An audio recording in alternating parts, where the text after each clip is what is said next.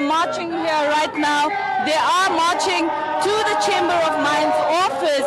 They vowed that they will ask all the companies, private companies, they're going to march to the government offices to plead for help to fund higher education, because the students, they are fighting for one common cause, that's free quality education for all young South Africans. And these are the visuals we are bringing you right from the streets of Braamfontein, where the students are marching to the Chamber of Mines. There are hundreds and thousands of students, even religious interfaith leaders have joined the students, the workers of Wits University, as well as some families that have joined the students here.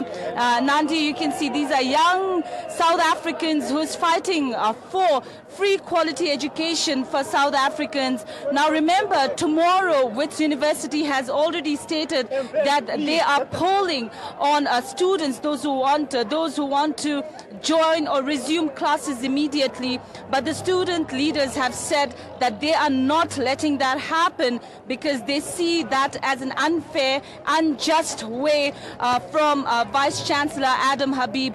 These are the students who had confirmed they will march to Chamber of Mines, and they're doing just that, Nandi. They are marching right now. You can see from the visuals, they're walking towards Nelson Mandela Bridge, and they will be marching to Chamber of Mines and also handing over a memorandum to the officials at the Chamber of Mines.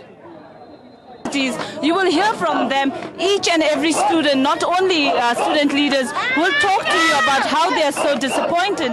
They say it's not the intention to disrupt classes and destroy properties and buildings of the university, but they say government only understands the language of violence. When students engage with government peacefully, they say their voices are not heard. Therefore, they have to resort to such things as what we witnessed last week in various universities across the country. But Nandi, let me tell you, these students and Wits University students particularly last week and this week have been working very peacefully. End of last week, I beg your pardon, they've been working very peacefully with police. And speaking to some of the police officers here who are escorting the police also say they are happy the way student representatives are cooperating with the students here. And even the students themselves, the other day, in fact day before, when they were holding a mass meeting, they even send an applause to the police for saying that thank you for working together with us. So they're maintaining that they do not want to be violent, they do not want to disrupt lectures and properties. They want the classes to resume as soon as possible, but at this given point of time, they want the Vice Chancellor Adam Habib to come and engage with them in a good faith. Well, thank you very much. We'll be submitting a memorandum for the same.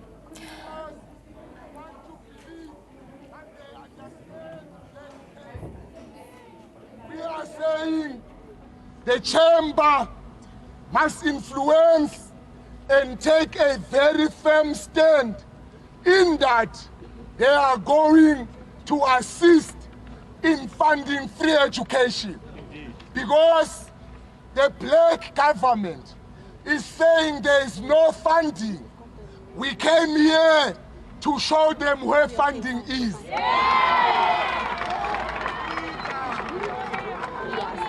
Comrades, the black government is saying free education is not feasible. We are saying we will lead you where money is, and money is right next to Luthuli House. Comrades, a majority of these mines are walking away with murder through tax invasion. The money they loot through tax invasion can give us free education. We are here to raise those things. The Chamber of Mines and the mines are made by our parents. Some of them died in Marikana. They can't afford the mine workers, the drillers, the machine boy, can't afford to have their children at these universities. Now, as children of the miners, we are speaking to the consciousness of the Chamber of Mines to speak to their people, to demand, because this is no longer negotiations. This is now a demand. Our generation are shaping the policies of this country. We are now speaking socialist policies because the current status quo continues to sideline the masses of our people, which are the blacks. Comrades and fellow countrymen, a lot of you might be confused. What is the Chamber of Mines? The Chamber of Mines is in charge of all minerals. They are in charge of all minerals. Zinc, copper, manganese, and other things that you don't even know.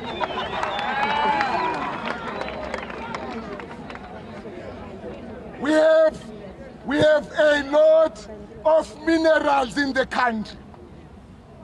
Comrades, if the mines were to roll out free education, they would have given us something that we will cherish for years to come, and we will have all benefited from the minerals beneath and above the soil.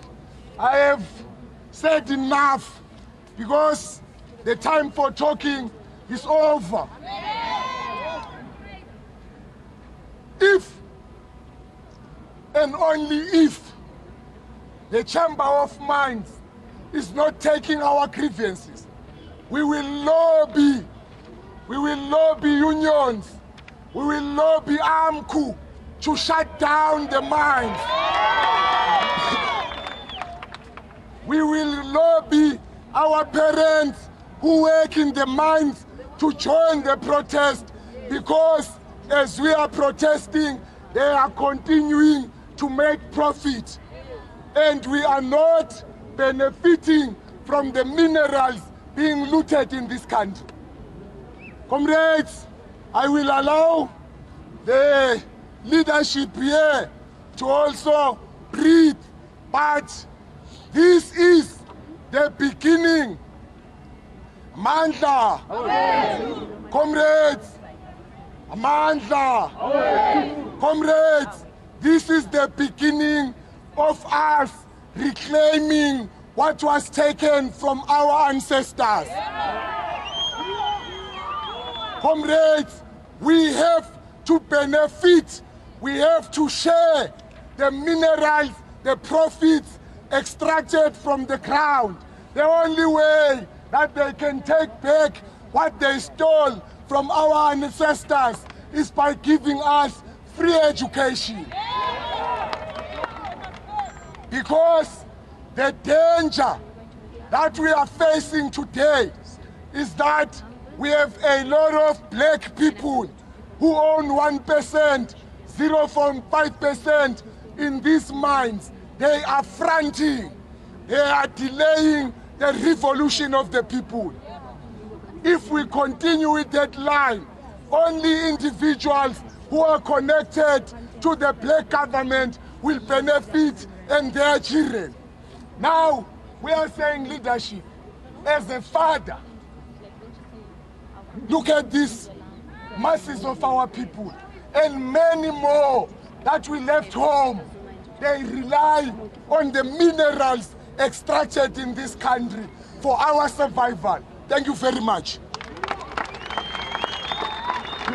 Amandla! Amandla!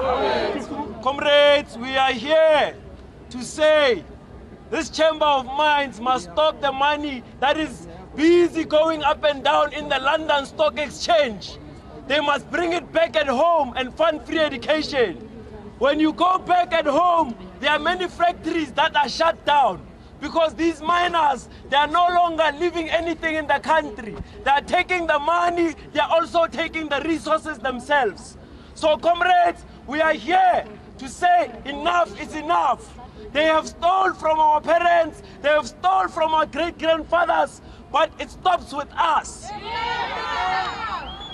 Today, we want free education so that we can be able to own those mines ourselves. Why is it a black person can't own a mine? We taught them how to mine.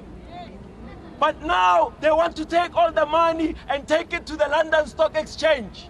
Today, Europe is an empire that it is because of our minerals and resources. Today, the London Stock Exchange is the biggest stock exchange simply because of African minerals that they continue exploiting our fathers for. They must give us free education. On top of that, they must take our fathers out of the mines and educate them as well. So that they can be able to pay them proper wages. Comrades, I don't want to say much. The latter speaker has spoken. But I want to say, we are not stopping. After Chamber of Mines, we are heading to National Treasury as well, so that they can enforce the Chamber of Mines to do what it's supposed to do, comrades. Amandla! Amandla! Amandla! Sizofunda ngenkanifu manibo! Sizofunda mahala manibo! Comrades, before we move on to the memorandum, I'd just like to hand over to our supporters from the unions to give a message of support. Amandla! Amandla!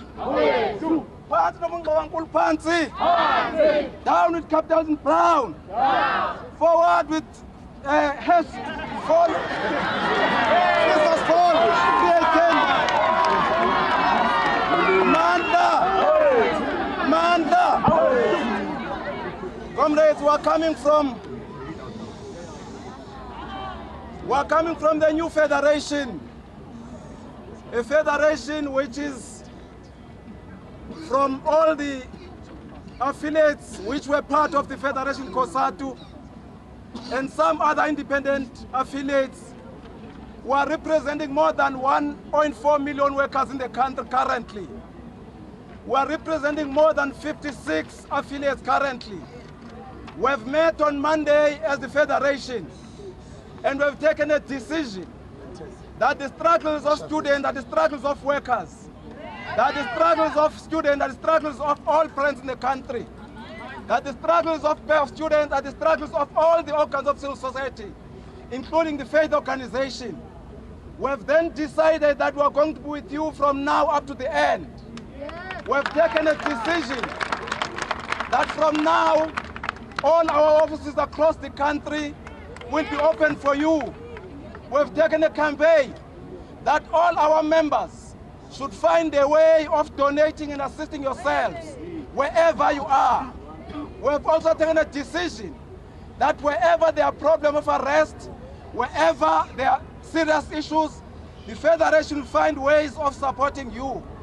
We have also taken a decision that all our affiliates should file Section 77 to the NEDLEC for the shutdown of the economy to ensure that this is facilitated, to ensure that it comes to an end with speedy.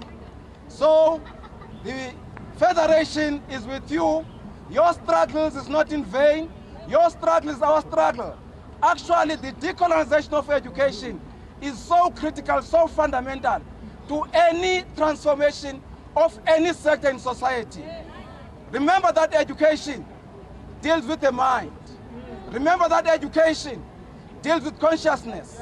Remember that education is actually what shapes the ideas. Remember that what we see in front of our eyes is concrete expression of education, is concrete expression of ideas. And if you don't transform education, you might not have transformed anything. So we are therefore supporting you that education should be transformed, not necessarily at the level of universities, but from grade out up to universities. And we think that fundamentally and centrally, no transformation of society can take and shape without the transformation of education. We therefore salute you, students. We of course have accepted that for 22 years, as workers of this country, we couldn't do what you have done. We have accepted that for 22 years, we've been fighting for labor brokers to be abolished. But you in universities, within few days, we have done that. We accept and acknowledge your strength, and we want to say that you must recognize and acknowledge that transformation of education, decolonization of education, does not necessarily mean the fees must fall only. It means must go down to the curriculum. We must find ways what actually can assist those who come out of this institution and become unemployed. So therefore, it must not end here. We should meet and think seriously and think fundamentally of what exactly has to be done to ensure that our country is free. Because this country can never be free till such time that education is free. Amandla! Amandla! Amandla! Comrades, we are also going to allow our church leaders to address us and maybe give us umthandazo kancane, maybe to make sure that maybe Blade can repent and give us free education. So please, Baba. Thank you. The church from the very beginning of time has always been involved in education. Originally, many of our leaders in this country went to church schools. And when our leaders attended the church schools, there were no fees. But because of our understanding of God, what God wants from us, the church was in a place to supply free education to many people and to many of our leaders. It's because of that reason that the church supports the Fees Must Fall movement. The church supports no fees for any students in tertiary education or any form of education. The church firmly believes that where the wealth is at the moment needs to be shifted. It is not fair that only a few people hold the wealth of the country in their hands while the masses of the people have absolutely nothing. No longer can a few people control the economics of this country. No longer can only those who are able to financially afford going to private schools and tertiary education, no longer can education only be in their hands. But every single person born of this country has to have access to free education. The church's support is not only here today, but we want you to know, because on every corner, in every town, in every township, in every informal settlement, there is a church. And so the church, just like during the revolution, will open its doors to education, will open its doors to the support of this movement, will open its doors to support it in prayer, in whatever possible way to make sure that this becomes a reality now, right now. Thank you. Mandla! Comrades, we would like to also announce that we are moving on interdicting the referendum. As we are standing here, our advocates are calling us that we run to court to ensure that we file our papers now. We are interdicting the referendum, that it is an evil system, it's witchcraft, and we can't stand it. Comrades, we are not leaving you, but we are just going here to interdict the referendum.